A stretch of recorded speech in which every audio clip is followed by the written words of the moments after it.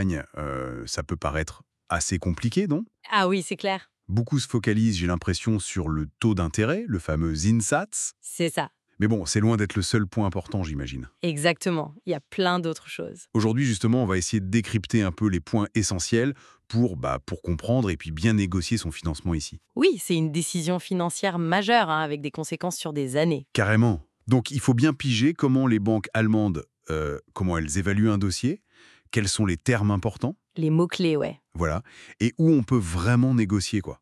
Au-delà du simple taux qu'on voit affiché partout. D'accord. Alors, par où on commence? Peut-être la question de base.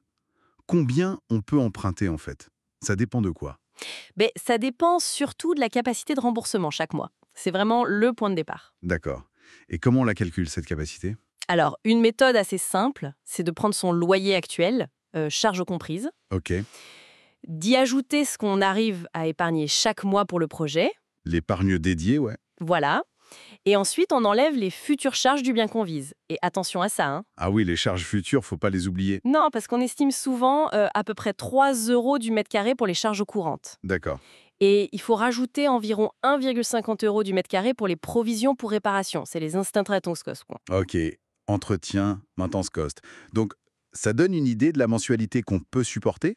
C'est ça, ça donne une première estimation assez fiable de la mensualité max.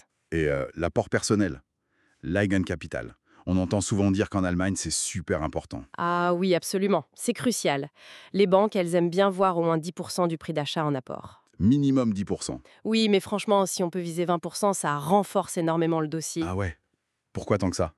Parce que ça montre une capacité d'épargne et ça réduit le risque pour la banque. Et surtout, idéalement, cet apport, il doit aussi couvrir tous les frais annexes. C'est-à-dire? Le notaire, l'impôt sur l'acquisition, la Gründerversteuer, Oui. et éventuellement l'agent immobilier, le Maklar. Et ça peut chiffrer vite, hein, entre 5 et 15% du prix, selon le land. Ah oui, quand même. Donc l'apport, c'est pas juste pour le prix de la maison. Non, non, faut penser à tout ça et bien sûr un bon score. La solvabilité. Voilà, et des revenus stables et réguliers, c'est indispensable aussi. Ok. Un autre point qui semble central en Allemagne, c'est la Zinsbindung, la période pendant laquelle le taux est fixe. Oh oui, la fameuse période de fixation du taux. Souvent 10, 15, parfois même 20 ans. Et avec les taux qui étaient bas, on pourrait se dire, allez, je bloque sur 20 ans, pour être tranquille. C'est une bonne idée. C'est une stratégie qui se défend, c'est sûr. Sécuriser un taux bas sur une longue durée, c'est confortable psychologiquement. Oui, Mais il faut quand même bien comparer, vraiment finement. c'est-à-dire? Déjà, ne pas se limiter à sa banque habituelle. Jamais. Ah non. Non, il faut aller voir ailleurs. Utiliser des comparateurs en ligne, type Interip, Check24, ça peut aider. D'accord. Mais attention, il ne faut pas regarder que le taux nominal, le Zinsatz. Bon, quoi d'autre alors? Le critère vraiment clé pour comparer, c'est l'effektive Jahreszins. C'est le TAEG allemand, en gros, taux annuel effectif global. Ok. Effectiva Jahreszins. Et il inclut quoi de plus? Il inclut d'autres frais liés au crédit, donc c'est une image plus fidèle du coût total. D'accord, très important pour la comparaison, ça. Et en parlant de détails qui comptent, le remboursement du capital lui-même, le Tilgungssatz. À point crucial. Le Tilgongssatz, c'est le taux de remboursement annuel du capital emprunté. Ok. Et là, attention, un Tilgongssatz qui est faible au début, genre 2%, ça peut paraître intéressant parce que ça baisse la mensualité. Oui, ça semble logique. Oui, mais le truc, c'est que ça reporte une grosse partie du risque sur l'Anschlussfinanzierung. L'Anschlussfinanzierung, c'est quoi ça, BPV? C'est le refinancement. C'est ce qu'il faut faire quand la période de taux fixe, la Zinsbindung, est terminée si le prêt n'est pas encore remboursé. Ah, d'accord. Et donc si on a peu remboursé au début? Voilà, on peut se retrouver avec une Restschuld, un capital restant dû qui est encore énorme après 10 ou 15 ans. Ah ouais, Et si à ce moment-là les taux d'intérêt ont remonté, la nouvelle mensualité peut faire très mal. mince. Ça veut dire qu'on pourrait se retrouver à 60 ans avec encore une grosse partie du prêt sur les bras. C'est un risque réel, oui. C'est un pari sur l'évolution des taux qu'il faut bien mesurer. C'est un risque majeur, en fait. Alors, où est-ce qu'on peut négocier concrètement?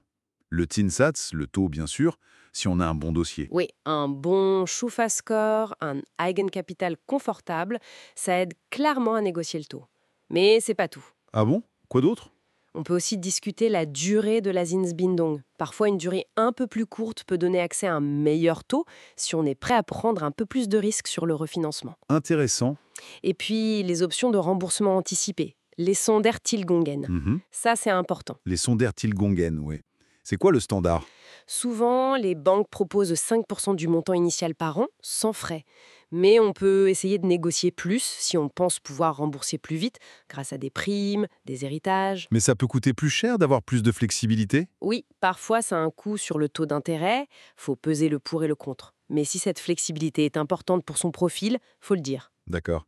Et d'autres points négociables? Oui, parfois on peut négocier les frais de dossier, voire les faire sauter, et demander s'il est possible de faire des pauses de mensualité en cas de coup dur, ça peut être utile aussi. Très bon à savoir tout ça. Et pour éviter les galères, quelles sont les erreurs classiques à ne pas faire? L'erreur numéro un, c'est vraiment d'accepter la première offre, souvent celle de sa banque, parce que c'est plus simple. Faut comparer, comparer, comparer. Ok, ne pas céder à la facilité. Exactement.